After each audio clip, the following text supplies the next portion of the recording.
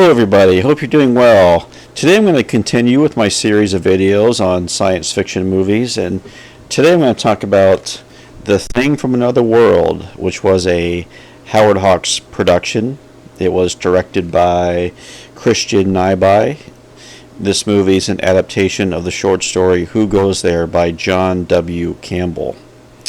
So, you might be familiar with the remake of this movie, The Thing from 1982, which was directed by John Carpenter, which is now considered one of the greatest horror science fiction movies of all time. But today I'm going to talk about the original, but also talk about the short story or novella as well a little bit. So, what is this film about? Well, it is set on a base in the Arctic, on a military base or a military research facility, and you have military personnel and scientists there studying, I think they're studying the atmosphere and things like that, and they discover that there's a spaceship buried deep within the ice, okay, and they're able to unearth the spaceship.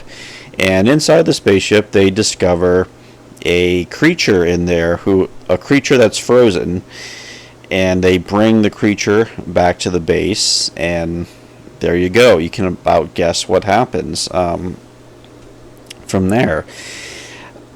The film, a few things about the historical context about this movie. It's very much an early Cold War movie where there's a lot of references in the movie to one thing, the UFO phenomenon, and also to the atomic power, the age of atomic power, and there's a scientist character in the film who is very much interested in the creature in the name of science.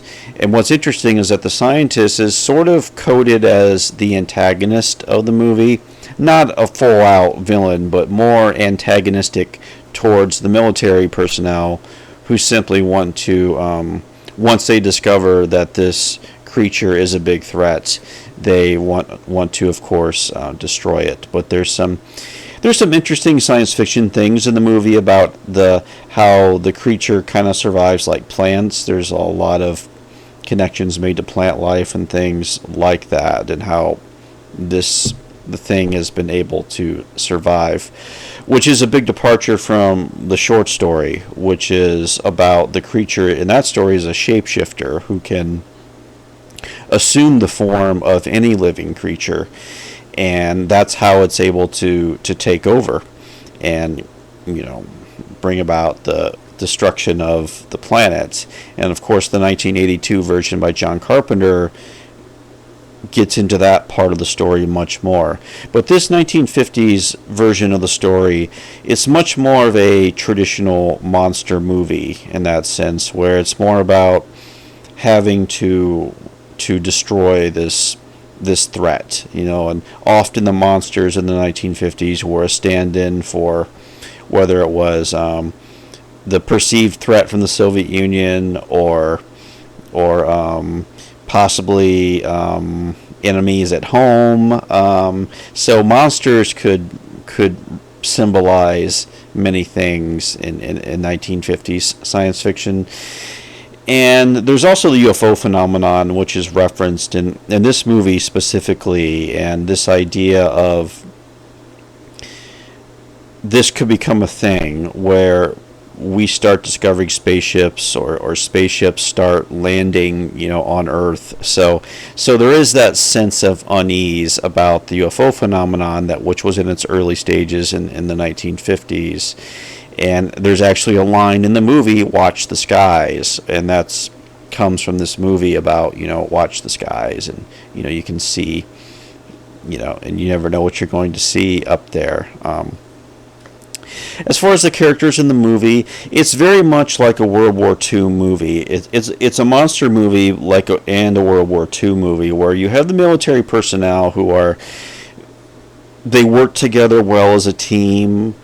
There's no antagonism really among the military people as you get in the other versions of the stories.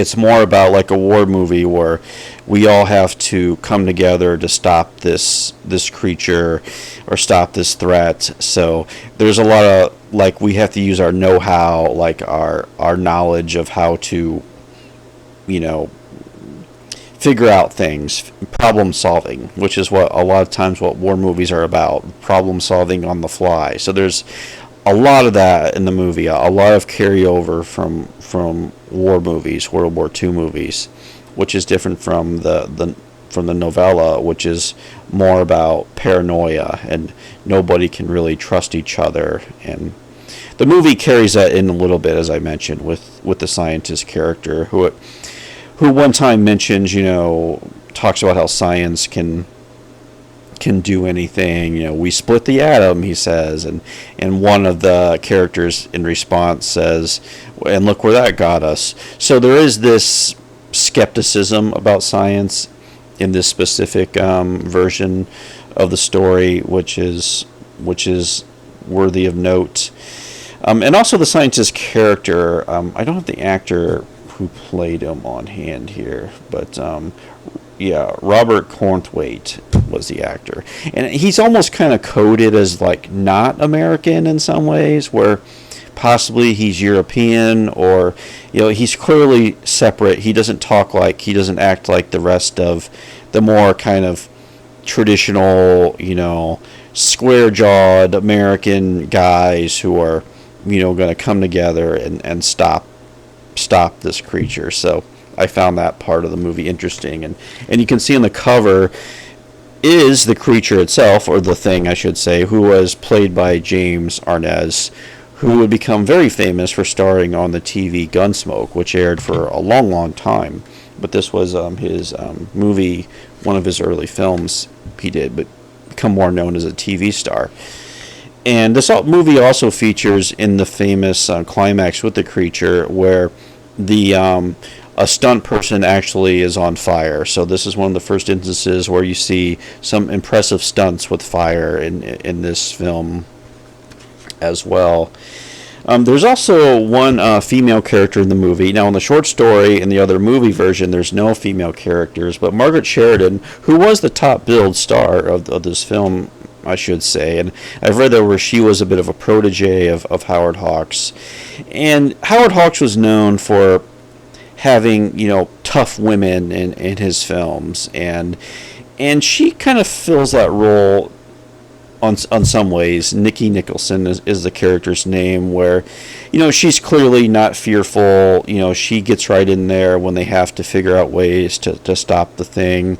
Although there are a couple scenes where I think there's two instances where like she brings all the guys coffee, you know, so I found that amusing, and there is this little romantic subplot in the movie as well, which is in there, but that's one aspect that does distinguish this version from some of the other versions of the story. So yeah, it's well written. The dialogue is very sharp throughout. You know, it's almost like a screwball comedy at times. There's a lot of really rapid fire dialogue throughout the movie, and there's a great score by Dmitri Tiomkin, who also used a theremin like Bernard Herrmann did in The Day the Year Stood Still. So the music cues are great throughout this film. Yeah. So I think I mentioned like the novella is more about. It's a more complicated novella where it gets into like paranoia, and it's more cosmic horror in the novella, where if we don't stop this thing, it could lead to the world's destruction. You know, it's clearly kind of a cosmic horror in the tradition of like H.P. Lovecraft, and the John Carpenter version runs with that quite a bit more, but not completely. The John Carpenter version also diverge from the novella a little bit as well, whereas this movie, it's very 1950s, where it's about teamwork. It's about we can stop this problem through our know-how and through our skills and things like that. So it's almost more action action-oriented approach to the story as well. So I think that's pretty much all I have to say about The Thing from Another Planet. I'll probably talk about the remake of this film at some point in this series of videos, but yeah, I think that's pretty much all I have to say. Just kind of checking out some notes here. Yeah. So anyway, that's The Thing from Another World. Thanks for watching, and watch the skies.